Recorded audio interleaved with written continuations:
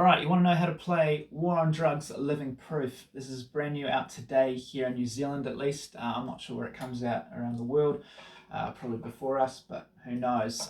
Guitar, standard tuning, capo on the 2nd fret, or capo, I guess, depending on where in the world you're from. I'm using my 77 Fender Mustang as always, because it's my favourite. You really need the vibrato bar here. You can really do some aggressive kind of finger vibrato. If you've got a really heavy vibrato, you can kind of get away with not having a vibrato on your guitar. But for this song especially, because he's doing all those Nels Klein kind of things, that really helps to have that, because this guitar solo does remind me a lot of Impossible Germany by Wilco, another one of my favourite bands. But for the basic structure of the song, those intro chords and verse chords, just using the D shape, the G shape, the D shape, to the E minor shape, and back to the D again. So what's that? It's,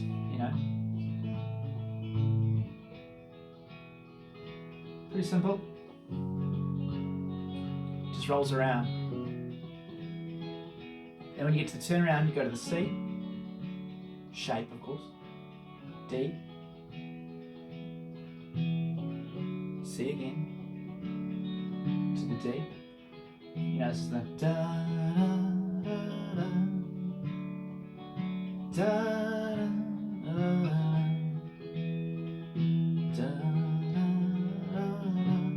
Bad singing, but you get the point. Just drop the pick, 2 6.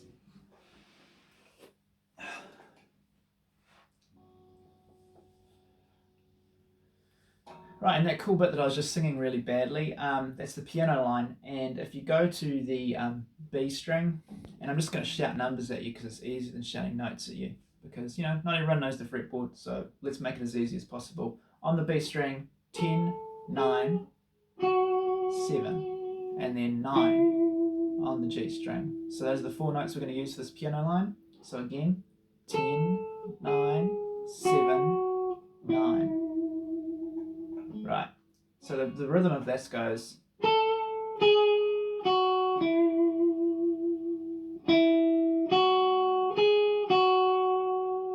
again slowly,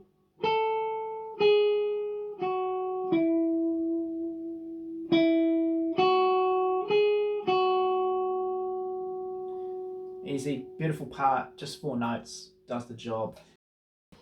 So the next bit of the song is the "And I'm Damaged" part, which I guess sort of serves as a bridge. And again, you get a really beautiful piano part, which again I'll transcribe here for guitar. There's probably a guitar in the mix somewhere. But we're using pretty much the same notes just about. So we're starting on the 9th fret here on the B string. The only difference is that we're sliding down to the 3 there. So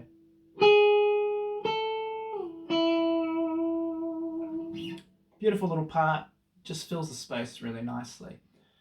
Moving on to the solo, which of course is probably why you're all here. It's a big sort of Impossible Germany, like I said earlier, sort of style solo. So we're going to start here on the B string on the 12th fret, and we're going to hammer on to the 14th fret. So, and really get in there with that whammy bar. You've got to get in there on the vibrato and make it sing. It's the big part about that. Get a big reverb on your guitar and just... And then there's another one after a break. The song goes around, he goes back into it. And then we do the same thing, the same hammer on, only instead of 10-14, we're going to do 9-10. And then with a quicker turnaround, we then go to this little lick, which is really cool. It's played slightly differently both times. He rushes it a bit more the second time, but we're adding the high E there on the 12th fret, which of course is still an E, and it goes something like this.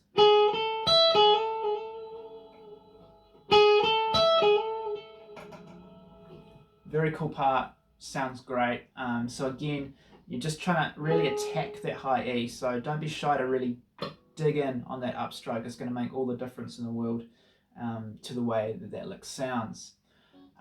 So that's the first half of the solo, and from there we're going to move on to the second part naturally. Give me 2 secs. So from that lick,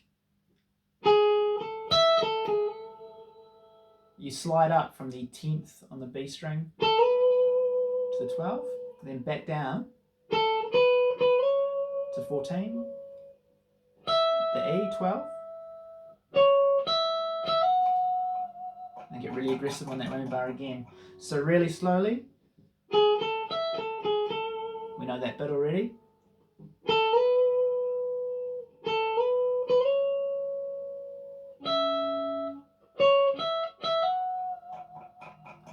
Very cool little run, and so that really leads you in to the weirdest part of the solo, which is the sort of weird, heavily vibratoed, underwater sounding kind of guitar. It's kind of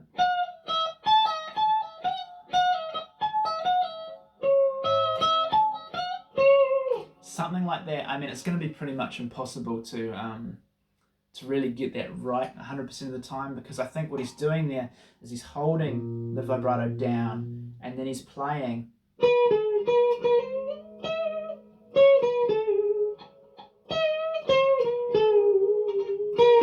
something like that. He's doing that. So I think that's probably a part where you can kind of impose your own personality onto the solo a little bit, just because it gets so weird.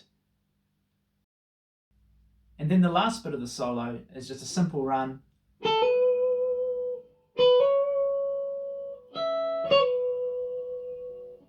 So 10 to 12, hammer on.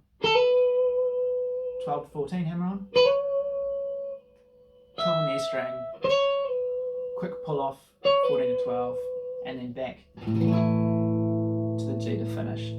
So I'll do my best now just to kind of give it a run through essentially with the song, the solo. So we'll give that a nudge now.